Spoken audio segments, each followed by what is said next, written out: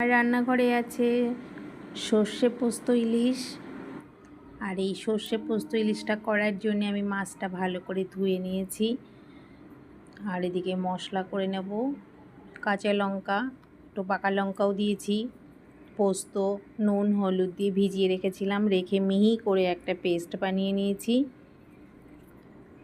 আর এবার আমি পেস্টটা মাছটার মধ্যে মাখিয়ে নেব। দিয়ে দিয়েছি নুন, হলুদ, কাঁচা সর্ষের তেল। আধা ঘন্টার জন্যে রেখে দেবো মাখিয়ে। আধা ঘন্টা পরে আমি কড়াইয়ে দিয়ে দেব তেল।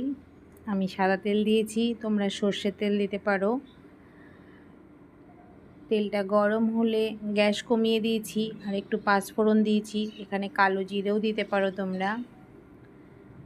ফোড়নটা দিয়ে সুন্দর একটা গন্ধও বেরিয়েছে। এবার আমি মাখিয়ে রাখা মাছটা তেলের ওপরে দিয়ে দেব।